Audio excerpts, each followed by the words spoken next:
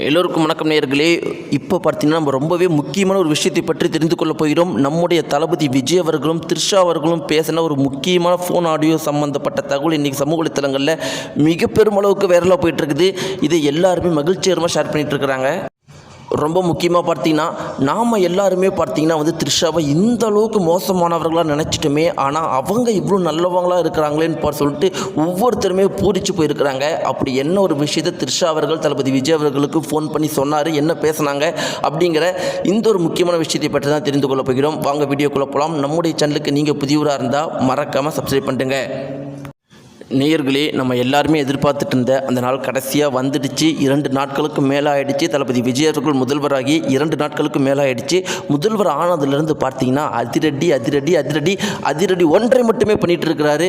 ரொம்ப முக்கியமாக பார்த்தீங்கன்னா மதுபான கடைகளை மூடல், கோயில், பள்ளி மற்றும் கல்லூரி இதுக்கு பக்கத்தில் இருக்கிற அனைத்து மதுபான கடைகளையும் மூட உத்தரவிட்டிருக்கிறாரு. இது வரைக்கும் 500க்கும் மேற்பட்ட மதுபான கடைகள் மூடப்பட்டிருக்குது. அடுத்து அவர் பண்ண முக்கியமான விஷயம் சிங்கப்பெண் பாதுகாப்பு படை. நம்முடைய தமிழகத்தில் பார்த்தீங்கன்னா பொதுவாகவே பெண்கள் பாதுகாப்பு அதிகமாக இருக்கும். ஆனால் கடந்த சில ஆட்சியிலிருந்து பார்த்தீங்கன்னா பெண்கள் பாதுகாப்பு ரொம்பவே மோசமாயிடுச்சு. அதுவும் போன ஆட்சியில் எத்தனை விஷயங்கள் பெண்களுக்கு எதிராக நடத்தப்பட்டுச்சு அப்படிங்கிறது சொல்லவே முடியாது. நம்முடைய தமிழகமாக இது இல்லை, இது பீகாராங்கிற மாதிரி மிக பெரும் அளவுக்கு அதிர்ச்சிகரமாக இருந்துச்சு. தளபதி விஜய் அவர்கள் ஆட்சி அமைந்ததில் இருந்து பார்த்தீங்கன்னா பெண்கள் பாதுகாப்பு உறுதிப்படுத்தப்பட்டிருக்கு அப்படிங்கிறதுல எந்த ஒரு மாற்று கருத்துமே கிடையாது. ஒவ்வொரு பெண்களும் இப்போ அவ்வளோ தைரியமாக இருக்கிறாங்க. இப்படி இல்லாமல் இருக்கிறப்ப தளபதி விஜய் அவர்கள் முதல்வராக செரிமோனி எடுக்கும்போது தளபதி விஜய் மனைவி சங்கீதா வரல. ஆனால் பார்த்தீங்கன்னா த்ரிஷா அவங்க வந்திருந்தாங்க. இதுவே எல்லாருமே பேசிகிட்டு இருந்தாங்க. மனைவி வராமல் த்ரிஷா அவர்கள் அங்கே விஜயுடைய மனைவி மாதிரி பண்ணுறாங்களே. என்னதான் இருந்தாலும் தளபதி விஜயுடைய கஷ்ட காலத்தில் சங்கீதா அவர்கள் தானே கூட இருந்தாங்கன்னு சொல்லிட்டு சில பேரும், இன்னும் சில பேர் என்னதான் இருந்தாலும் எலெக்ஷன் டைமில் முக்கியமான டைமில் அவ்வளோ பெரிய பிரச்சனையை துரோகத்தை பண்ணியிருக்கக்கூடாது அப்படின்னு சொல்லிட்டு சில பேரும் சொல்லிட்டு தான் இருக்கிறாங்க. இப்படி பல கருத்துக்கள் இருக்கத்தான் செய்யுது.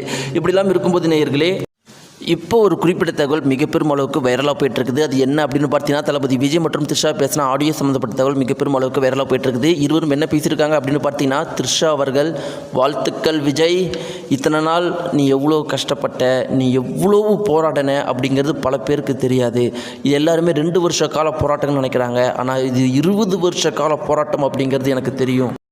எனக்கு தெரிஞ்சு தமிழக முதலமைச்சராகிறதுக்கான தகுதி யாருக்குமே கிடையாது. ஏன்னா நீ இன்றைக்கோ நாளை 1 வருஷத்துக்கு முன்னாடியே முதலமைச்சர் ஆகணும், தமிழகத்தில் மாற்றத்தை ஏற்படுத்தணும்னு நீ நினைக்கல. நீ 20 வருஷத்துக்கு மேலே அதை நீ நினச்சிட்டு இருக்கிறங்கிறது எனக்கு தெரியும். கண்டிப்பாக தமிழகம் ஒரு மிகப்பெரிய மாநிலமாக ஆக போகுது. அதில் நானும் ஒரு ஆளாக இருக்கிறேன் அப்படிங்கிறதுல, தமிழகத்தில் வாழ்கிற குடிமக்களாக நானும் ஒரு ஆளாக இருக்கிறேன் அப்படிங்கிறதுல உண்மையிலும் எனக்கு சந்தோஷமாக இருக்குது. விஜய் ஆல் தி பெஸ்ட்னு சொன்ன இந்த ஒரு குறிப்பிட்ட ஆடியோ சம்மந்தப்பட்ட தகவல் மிக பெரும் அளவுக்கு வைரலாக போயிட்டுருக்குது. நேரில் இது பற்றி நீங்கள் என்ன நினைக்கிறீங்க? த்ரிஷாவை பற்றின உங்களுடைய கருத்துக்கள் என்ன? மறக்காமல் கீழே கமெண்ட் பாக்ஸில் தெரிவிங்க. நன்றி.